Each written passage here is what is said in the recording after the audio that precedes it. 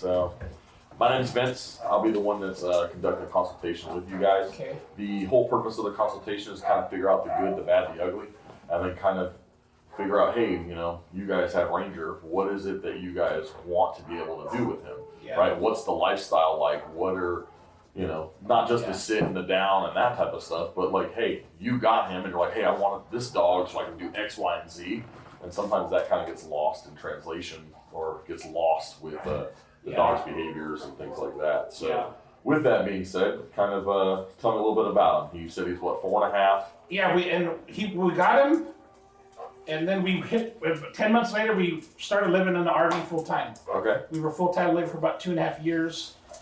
He does really well to travel. Yeah. Other than like I said, when he sees a dog, he'll growl. And then in the campgrounds, well, he gets aggressive, gets excited, and just doesn't know how to contain himself. Yeah. We'll be on walks, and he'll growl and want to lunge towards the dog. I mean, he scares the owners. Scares the people that walk by sometimes. They'll be walking with their dog, and they don't see him. He's laying down, and all of a sudden, rah, he comes rolling out like a pit bull, get up to the end of his leash, and then they're backing off and scared. Then they don't come around again. So, but overall,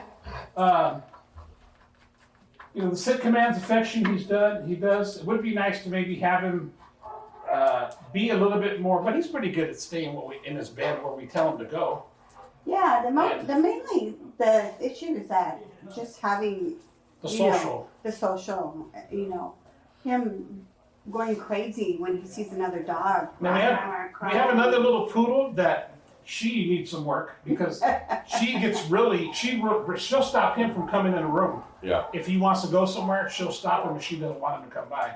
And she nips at him. She never bit him, but she controls him, and he'll let her. But now we added a third dog.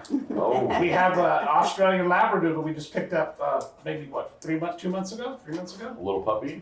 Yes. Yeah, but she's pretty good size. Yeah. Hey. But and all she wants to do is play and lunge, and then that's what they do. They've been doing a little bit of not aggressive wrestling, but where they bite each other's neck and they gnaw on each other's ear, and they gnaw on each other's leg, and just playing, not hurting, till it ends up hurting somebody, and then he'll step on one or one steps on the other, and then they go at each other a little bit, but nothing where they've ever really beaten anybody down or bit hard.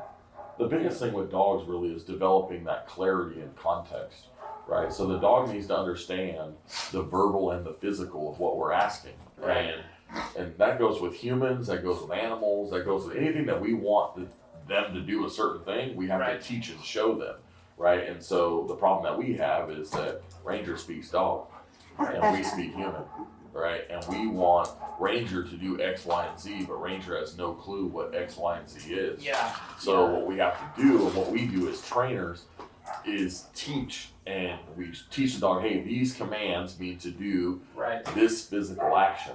And once we can control the dogs verbally and be like, hey, come, sit down, whatever the commands are, we can then condition the dog to filter out distractions, right? So our whole philosophy is gain attention. So that means the dog needs to start paying attention to us, develop clarity, and that means clarity in the verbal command, clarity in the physical of what that verbal command means to do, and also clarity in the context in which you want the dog to perform it, right? So, that's why I always kind of compare it to like being a pilot, right? If you're a pilot, you have to learn to fly in the day, you have to learn to fly at night, you got to learn to fly in the clouds, you got to learn to fly in all these different things because the context is different, right? If all you've ever flown was in the daytime and all of a sudden now it's dark and it's cloudy, how are you going to be able to do that? And he listens for the most part. I whistle at him when I want him to come back. Yeah. I give him a whistle where I say over here, he comes. Yeah. And I've had him out in the field. Not so much. He doesn't listen to her too much. I don't. But she hadn't really spent a lot of time with him. He pulls too much for me. And when we walk, like if we go on a walk, I can't handle him. That's where I started using the pitch collar because it seemed to slow him down. Yeah. And then lately, I've been using a full body harness with the bark collar on him. Yeah. Hopefully he'll hear that beep or the vibration, and it keeps him from running off with me. But with her, he'd probably take off no matter what. I usually The other thing too is we want to make sure that we're not utilizing a punishment-based system Right. with him, right? Because granted, he's a lab, he has a lot of drive. He Right. can probably take some punishment and be like, oh, it's okay, Right. you know, but we don't want to punish him for doing things that he has no clue. Right. It'd be like if I were to come to your house and there was a sign on your door and it said, hey, please take your shoes off. If it's in English, I got it. But if it's in Hebrew, Yeah, you're not and then all of a sudden I get into the house and you start getting mad at me or squirt me with a squirt bottle or shaking a can of pennies at me or whatever else people do with their dogs, you know, I'm not going to understand why I'm getting, punished for it, right? So it all does, there is room for correction. Correction isn't punishment. Correction is just redirection and more guidance, right? It's like if I came into your house, I'd take my shoes off and you're like, hey, can you please take your shoes off? That's a correction. Right? I didn't take it off the first time and now you asked me to do it. Right? And so that's where we need to be at with the dog, where the dog now understands, hey, if I'm told to come, I come. If I'm told to sit, I sit. Right? And a lot of it comes down to teaching the dog and then teaching the owners how to maintain it. Right. I tell everybody, every consultation I go to, if you're not going to maintain it, don't waste your money. Yeah. If you're not going to maintain it, don't hire me, hire somebody else, right? And I am pretty hard on my clients. I do expect you guys to maintain the results, right? One, it's not cheap. Two, we do spend a lot of time with the dog and we spend a lot of time with you and we offer a warranty, so there's no reason to not maintain it, right? So like if you ever feel like, hey man, I'm struggling, I need some help, I'm this, call, ask for help. Don't let people sometimes let their pride or whatever stand in the way, and I'm like, there's no need for that. Just call and say, hey, I need some help, and because you're not a dog trainer, I mean, all I've been doing my whole life is I worked at Big O Tires, so I know how to change tires, and oil and all that stuff, and I was a Marine, I was a bounty hunter, and a dog trainer, right? So those are the only things. If you ask me to go be an accountant, I'm not an accountant, right? And so, we only know what we know, and we're only good at what we're good at, and it's okay to ask for help, and, I got you. I'm glad you guys came in and, because, at the end of the day, you did get Ranger and want to live a certain lifestyle with him. Right. And so it's important that, we train the dog or the dog is trained to fit into that lifestyle. If he walked nicely and things like that, would you walk him? If he walked nicely, yes, and he didn't get all crazy when he saw another dog. Yeah. I'm surprised he's not barking or getting all running in circles. Because he hears now, them, yeah. Eventually we will pull out another dog. Yeah, no, I'm just saying, but even just hearing him, he'd be like, what's going on? And he'd want to get over to see him. Oh, yes. Oh. And I noticed lately, we have the other two dogs, and they're like lap dogs. Yeah. This big boy, no lap dog. He wants to get on a lap, and he wants that attention, and I give it to him mostly, but sometimes with his shedding, it's just like, you don't want to. He drives him, yeah. And I'm comes up and allergic he's to brushing them, against so- my head. I'm in my pajamas. I'm like, dude, I don't want your hair. I gotta go to work or something. Yeah. And a lot of this stuff too, even like what I'm doing with them right now, would be considered positive reinforcement of a negative behavior. The dog is demanding attention from me and I'm giving it to him. Right. Right? And so some people will be like, oh my gosh, what he's doing is wrong and things like that. And what I always do with even my own dog, because everything that I want my dog to do is I want my dog to understand that it's on my terms, not yours. Right. And it's about developing structure, guidance, and clarity. Right? So if my dog comes over and he like tries to jump all up on me, hey, go away, and then come back, because I don't have a problem with it. Right. I just don't want you jumping up on random people and teaching the dog negative behaviors of being like, hey, you can kind of do whatever it is you want when you want to do it. Yeah. Right. And so the cool thing about the way our program works is, it's a board and train program where dog comes here, stays here, fully trained here. We take the dog out in public, go to like Duck Pond, Lowe's, Home Depot, Petco, PetSmart, things like that. So that way your dog understands all this different context, right? And we're able to train the dog through this different context. Right. And the other thing is he's going to be fully submersed with other dogs. So it's going to be, hey, you're here, you train every single day with other dogs, so it'll be fully socialized, all that type of stuff. And you know what's odd, you say that too, but like my son has dogs, both our sons have dogs, and he doesn't have a problem with them No. they play. I mean, they go outside each other and they play, but he doesn't growl and want to take their heads off or sound like it, you know what I mean? That's what he does when we're out. I think a lot of it is probably some leash reactivity, right? I mean, we'll see. I don't, if the dog is aggressive, he's going to go for the dog right away. Yeah. Right? It's going to be game on. We're going to posture up and then go. If the dog is, and even if he is aggressive, we could work through that. Yeah.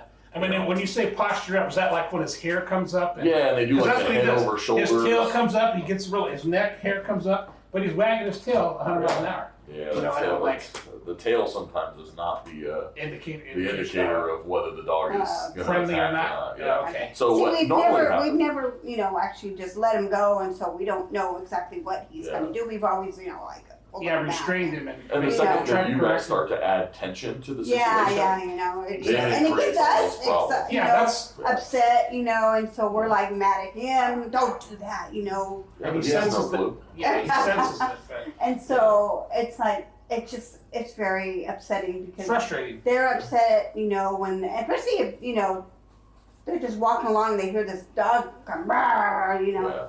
And so, but other than wise, he's a wonderful dog. I mean, he'll, he's very good, but that just really just bugs. I'm just very. Well, we're out mainly. Yeah. It's just it's one of those things. It comes down to developing clarity and context. The dog needs to understand. Hey, when I'm walking past other dogs, I don't need to lunge and things like that. We call that leash reactivity. Okay. The other thing too is like putting him on a harness. That's not going to help him. No. Right? Because all it does is put all the pressure right here on the chest. And so now the dog can pull like it's a sled dog. Yeah. And I mean, it's a working dog. So whether it's pulling a sled or hunting birds, right? A job is a job. And they will pull you all over the place. Right? And so what we want to do I don't want to have to walk him with that big old thing, put in his neck. I feel terrible for him, I don't think and he doesn't like it, but and I don't think it's right. And I'm just like, oh gosh, Yeah. I mean, there's a right way and a wrong way to utilize every single tool that's out there, right? And so, if the dog is, what the whole concept of that tool right there, way you guys are using it, is the dog gets out in front, dog pulls, it digs in a little bit, dog goes, hey, that doesn't feel good, I'm uncomfortable, and then I'll back up. Right, that's what you're hoping for in that point. And for the most part, he does do that, except when he sees another dog. Yeah, that's when I'll restrain him, and it pinches him, and then he lunges at the leash first. Yeah. And if that doesn't stop, he's lunged back at me, but he's never bitten me. Yeah, he just growls at me. Yeah, so he knows I'm holding it, so like, let me go. This is a form of like redirected aggression. Is what it is. You know what I mean? It's sometimes when you have two dogs that are going at it, then one dog will kind of redirect and go towards the person that's grabbing and trying to break up the fight. The dog doesn't mean to hurt that person, but it's like, hey, you become collateral damage now because you tried to grab me, essentially. So, okay, so let me just kind of recap here, kind of think, just to make sure I heard everything right. The biggest issues that you guys are having with him is his leash reactivity towards other dogs. You have sons that have dogs. He gets along with those dogs. He gets along with your guys' dogs at the home. Yeah. There. Do you guys live currently in like a campsite or? No, we have a home now. We're buying a home now. We live in a house. Okay. And then, do you like that more or like the RV living more? I like the RV living more. I like the home more. So we're 50-50, or at least I try to be. Yeah, it's okay, we've been home a month. Time to get out a month. Yeah, our RV living is like, I mean, if you're able to do it. It's nice to get out. It's camping every day and then seeing something different and new, every few weeks or whatever. But yeah, I thought it was pretty cool. Like during in the very beginning of COVID, like I had a lot of friends that just up and picked up their family and they bought a fifth wheel and they were traveling. And I'm like, man, I should do this. I should do this. And I never did it. And then I'm like, well, now we're back in school and all that stuff. Like that was a whole year and a half of opportunity that. Right. But you just never know what was happening, So yeah, I really thoroughly enjoyed it. And then our kids moved to Oregon, so we spent a lot of time going north to Oregon. Okay. The last 2 years. Yeah, crazy. All right, let me So as far as he's here on site, then you keep him here. Yeah. Well, there's really two ways that we can do it. I just lean heavily more towards one than the other. The two ways would be board and train, where he stays here and he's just fully trained with dogs every day. Or we do what's called a day train, where he comes, you drop him off in the morning and you pick him up in the evening, kind of like a daycare thing, but he gets trained every single day the same way. It's just, we have to I ran out of gas, I got a flat tire, there's traffic, Other there's distractions. right? And so there's these other distractions that get in the way of training, and what we need really is consistency. Right. So once we train him and we're consistent with him, then we train you to be consistent with him. And then now you have a dog that goes, oh, I understand the structure of what it is that you guys want. You guys are giving me the guidance, and now I have clarity of what the expectation is. Because right now you guys have what we call hidden expectations. Like, hey, we want the dog to behave a certain way, but nobody knows it. Not even the dog. Right? And so it's like, I have no clue. And even though he's, 4 years old, you can still work with him. Absolutely. You can still. Absolutely. So when they say you can't teach an old dog new tricks, that's like a lie. Yeah. Like if you were going to utilize like a punishment-based system, then what ends up happening with a punishment-based system is you end up suppressing the dog's personality. And so you don't want to utilize a punishment-based system. And what happens when you utilize a motivational approach, or what we call a payment-based system, is, and that's what the world calls positive reinforcement, right? Where it's treat training. And it's like, so is that how you go? No, we're not treat trainers, right? But we're also okay. not beating the dog to get the dog to do what you want, right? We believe we're in the middle. So with the payment-based system, you're gonna have a happy dog, but you're gonna have a dog that doesn't listen if the distraction outweighs the value of the treat.